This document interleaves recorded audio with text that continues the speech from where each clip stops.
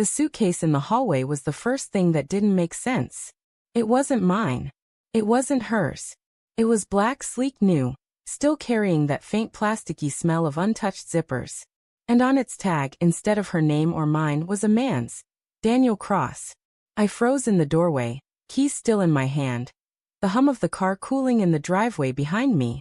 My parents were waiting outside, grinning with the kind of excitement I hadn't seen in years. I had promised them a once-in-a-lifetime gift, a week in Europe with us, all expenses paid. I'd saved for months, sacrificed overtime hours, dinners out, even sleep. Today was supposed to be perfect. But that bag, that name, it pulled the air out of my lungs. Ethan. My wife's voice floated down the stairs, casual, light. Did you get the tickets? Tickets. Plural. My throat tightened. Yeah, I managed, slipping the keys into my pocket, stepping closer to the suitcase. I brushed my fingers over the tag again, as if the name might change if I looked long enough. When she appeared at the top of the stairs, she wore the red scarf I'd bought her last winter. Her hair was curled, her smile bright, but there was something forced in the corners of her mouth. Something tight. She followed my gaze to the suitcase. For the briefest second, her smile cracked. Oh, she said too quickly. That's for a client. I promised I'd bring it with me since they're traveling later this week. A lie, smooth and easy. Almost rehearsed. I nodded, even as my chest tightened. My parents stepped into the hallway just then, laughing about how they nearly forgot their passports. The moment slipped away, swallowed by chatter, hugs, and the shuffle of coats and luggage.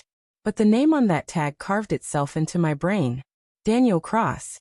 The drive to the airport should have been joyful. My parents were wide-eyed, marveling at the idea of Paris, Rome, Vienna. My mother squeezed my hand at every stoplight, whispering how proud she was. My father, quieter, kept looking at me in the rearview mirror with that rare smile of his, the one that meant more than words. Beside me, my wife scrolled her phone endlessly, thumbs moving faster than usual. When I asked who she was messaging, she said, "Just finalizing details for work." But she didn't look at me when she said it. On the plane, she sat beside me, but her body leaned ever so slightly away. I tried to ignore it. I told myself I was imagining things. Stress. Exhaustion. Marriage wasn't always fire and laughter. Sometimes it was quiet, routine distance. That's what I told myself. Still, when her phone lit up during the flight with the name Daniel, my chest hollowed out. She tilted the screen just enough that I couldn't see the message. I turned toward the window, watching the ocean blur beneath us. My reflection in the glass looked foreign. Eyes sharp, mouth tight. A man already unraveling. Europe was a dream for my parents. The Eiffel Tower glowing against a midnight sky. Gondolas cutting through the canals of Venice. Cobblestones echoing under our footsteps in Prague. I photographed their laughter, their awe, their wonder. I wanted to remember their joy, even if I couldn't forget my wife's growing distance. Every night, when we returned to the hotel, she lingered in the lobby to check emails. Every morning, her phone buzzed with a smile she didn't show me. And every time she came back to bed, there was a faint smell on her skin. Not perfume, not soap, but something masculine. My parents didn't notice. Or maybe they chose not to. I noticed everything. It wasn't until Rome that the truth clawed its way out. We had just returned from the Vatican, my mother glowing with reverence, my father unusually talkative. I went down to the lobby to ask about dinner reservations, and there she was, my wife, standing by the revolving doors with her phone pressed to her ear. Her voice was low, urgent, intimate. "I miss you too." "Yes, I'll see you soon." He hasn't figured anything out. I froze behind a column, my pulse hammering so loud I thought she'd hear it. Then she laughed, a soft, private laugh I hadn't heard in months. A laugh that wasn't mine anymore. When she turned, our eyes met across the marble floor. For a heartbeat, everything went silent. She ended the call, walked straight past me and whispered, "Not here. Please. Not here.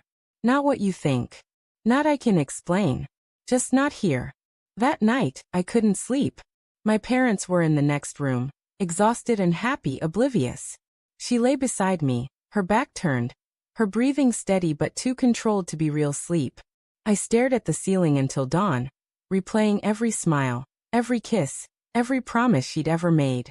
All of it collapsing under the weight of one name. Daniel. The final night in Europe, I decided to know for sure. I told my parents I was heading out for a late walk, to take in the city one last time. Instead, I followed her. She had said she was going downstairs for a drink. But I knew. The hotel bar was dim, alive with soft jazz. And there he was. Daniel. Tall, confident, leaning close as she touched his arm like she used to touch mine. Their voices blended with the music, intimate, familiar. I stood in the doorway, the world spinning, my stomach a knot of glass shards. She saw me. Her hand slipped from his arm. Her lips parted, but no words came. Daniel turned, brows furrowing, then straightening into something like pity. I didn't stay. I didn't shout. I didn't fight. I simply walked away, my footsteps echoing through the marble halls, each one heavier than the last. The flight home was suffocating. My parents clung to the joy of the trip, thanking me 100 times. I smiled, nodded, told them it was nothing. Beside me, she sat silent, hands folded tight in her lap. Not once did she reach for mine.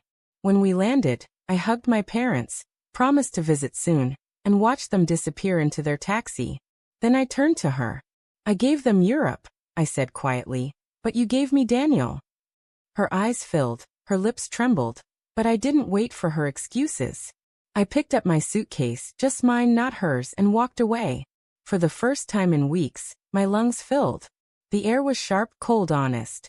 And I breathed,